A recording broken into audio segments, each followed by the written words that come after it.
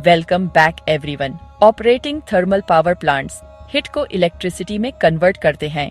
Closed loop machinery का use करके जो प्रेशर और टेम्परेचर के अंडर लगातार चलती रहती है।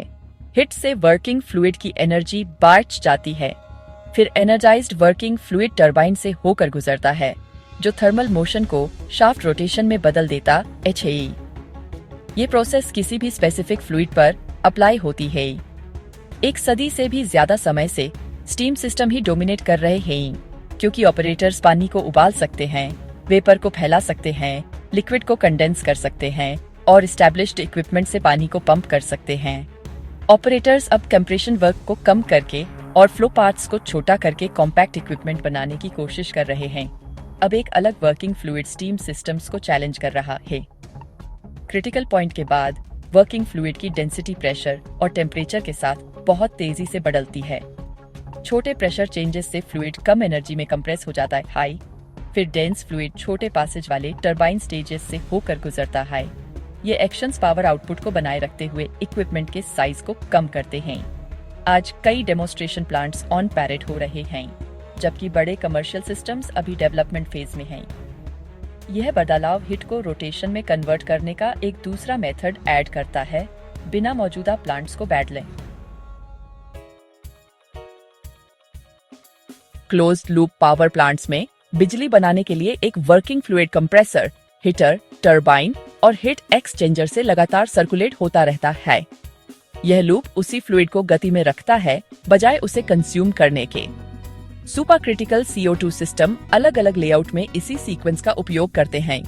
कंप्रेसर फ्लूइड के डेंस रहने के दौरान उसका प्रेशर बढ़ाते हैं। हीटर तब तक एनर्जी डालते हैं जब तक फ्लूइड क्रिटिकल पॉइंट को पार नहीं कर जाता। टरबाइन एनर्जाइज्ड फ्लूइड को फैलाते हैं और एक शाफ्ट को घुमाते हैं। हीट एक्सचेंजर फिर बची हुई गर्मी को हटाते हैं ताकि कंप्रेसर साइकिल को दोहरा सके। ऑपरेशन के दौरान ये स्टेप्स दोहराए जाते हैं। हाई फ्लूइड डेंसिटी डिजाइनरों को कंपोनेंट्स को छोटा करने और फ्लो पैसेजेस को संकारा करने की फैसिलिटी देती है। छोटे पैसेजेस कम दूरी पर एनर्जी को मूव करते हैं। कई पायलट इंस्टॉलेशन आज ऑन पैरेड हो रहे हैं और फ्यूचर डिप्लॉयमेंट के लिए यूटिलिटी स्केल सिस्टम्स की प्लानिंग है। एडॉप्शन ये दिखाता है कि फ्लूइड का बिहेवियर टरबाइन के डायमेंशन और कंप्रेसर के साइजिंग को कैसे तय करता है। कन्वेंशनल स्टीम पावर प्लांट्स में पानी को लिक्विड और वेपर स्टेट्स के बीच साइकिल करने के लिए बॉयलर्स, टरबाइन्स, कंडेंसर्स और पंप्स का इस्तेमाल होता है। बॉयलर्स पानी को गर्म करके वेपर बनाते हैं। टरबाइन्स वेपर को एक्सपैंड करके वर्क निकालते हैं। कंडेंसर्स वेपर को लिक्विड में ठंडा करते हैं और पंप्स लिक्विड को वापस बॉयलर में भेजते हैं।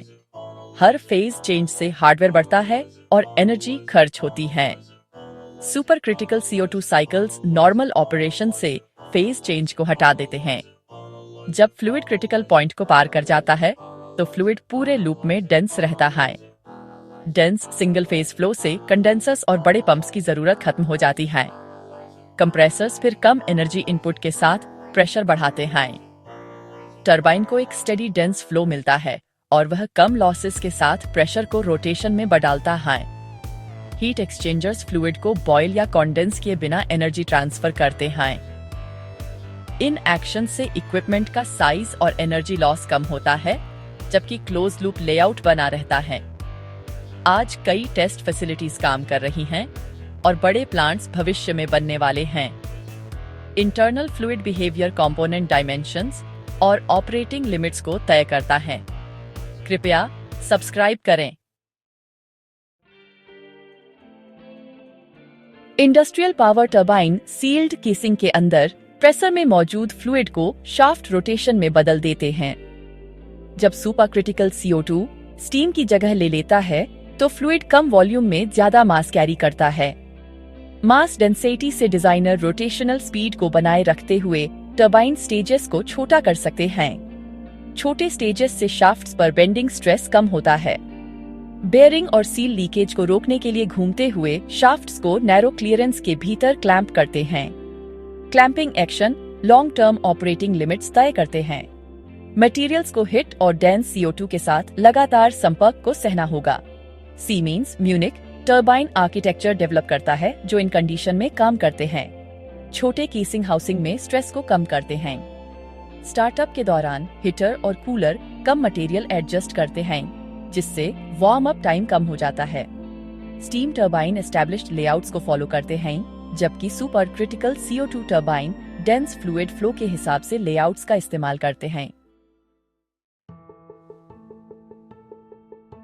ऑपरेटिंग पावर साइकिल्स में टरबाइन काम निकालने से पहले कंप्रेसर फ्लूइड प्रेशर बढ़ाते हैं। Super critical carbon dioxide system में कंप्रेसर डेंस फ्लूइड पर काम करते हैं। क्रिटिकल पॉइंट के पास कंप्रेसर कम एनर्जी इनपुट के साथ प्रेशर बढ़ाते हैं। यह एक्शन एक्सपेंशन से पहले होने वाले नुकसान को कम करता है। इंजीनियर्स डेंसिटी को एक नैरो रेंज में रखने के लिए कंप्रेसर स्टेजेस लगाते हैं। ABB, ज्यूरिख इन कंडीशंस के लिए कंप्रेसर सिस्टम बनाता है। कंट्रोल सिस्टम हर स्टेज पर सीधे प्रेशर को रेगुलेट करते हैं। कम कंप्रेशन एनर्जी से टरबाइन के लिए ज्यादा हीट अवेलेबल रहती है। स्टीम सिस्टम कंडेंसेशन के बाद पानी को मूव करने के लिए पंप्स का इस्तेमाल करते हैं। Super critical carbon dioxide cycles इसके बजाय डेंस फ्लूइड को कॉम्पैक्ट कंप्रेसर के जरिए भेजते हैं, जो कंटिन्यूअस फ्लो बनाए रखते हैं। कंप्रेसर स्पीड और टरबाइन स्पीड मिलकर प्रेशर लिमिट्स और साइकिल आउटपुट तय करते हैं। एडवांस पावर सिस्टम्स में compact heat exchangers high pressure और टेम्परेचर पर थर्मल एनर्जी ट्रांसफर करते हैं। डेंस फ्लूइड पतले चैनलों से होकर गुजरता है और कम दूरी पर मेटल की दीवारों के संपर्क में आता है। यह संपर्क कुशलता से गर्मी ट्रांसफर करता है। प्रेशर फ्लूइड को एक ही फेज में रखता है, जबकि हीटर और कूलर एनर्जी डालते या हटाते हैं। रैपिड टेम्परेचर चेंजेस अब भी स्ट्रेस पैदा करते हैं।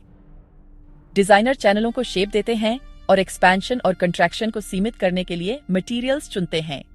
GE रिसर्च, निस्कायूना ऐसे एक्सचेंजर डिजाइन का टेस्ट करता है जो प्रेशर का सामना करते हुए थर्मल मूवमेंट की अनुमति देते हैं। दीवारों के पार कम टेम्परेचर डिफरेंसेस स्ट्रेस को कम करते हैं। कम स्ट्रेस कंपोनेंट की लाइफ बढ़ाता है। ये एक्शंस एक्सचेंजर्स को हाई टेम्परेचर हीट सोर्सेज से जुड़ने की अनुमति देते हैं। Advance nuclear reactors outlet temperatures produce करते हैं, जो सीधे पावर कन्वर्जन इक्विपमेंट को फीड करते हैं। Super critical CO2 power cycles in temperature ranges से मैच करती हैं। हीट रिएक्टर से CO2 लूप में फ्लो करती है, बिना पानी को स्टीम में बैठ ले। इंटरमीडिएट सर्किट्स को हटाने से हिट पाथ छोटे हो जाते हैं और लॉसेस कम हो जाते हैं। बेलेव्यू में स्थित टेरा पावर रिएक्टर कॉन्सेप्ट्स डेवलप करता है, जो हिट को सीधे डेंस फ्लूइड साइकिल्स में रूट करते हैं। रिएक्टर कॉन्सेप्ट्स अभी डेवलपमेंट स्टेज में हैं। टेस्ट लूप्स ऑन पैरेशन को वेरीफाई करने के लिए कंपोनेंट्स चलाते हैं। यह टेस्टिंग रिएक्टर्स और डेंस फ्लूइड पावर साइकिल्स के बीच डायरेक्ट कपलिंग को सपोर्ट करती है। इंडस्ट्रियल साइट्स और एनर्जी फैसिलिटीज नॉर्मल ऑपरेशन के दौरान थर्मल एनर्जी रिलीज करते हैं। रिलीज हुई हीट एक वाइड टेम्परेचर रेंज में फैलती है। Super critical carbon dioxide cycles को इस पूरी रेंज में हीट एक्सेप्ट करने के लिए डिजाइन किया गया है।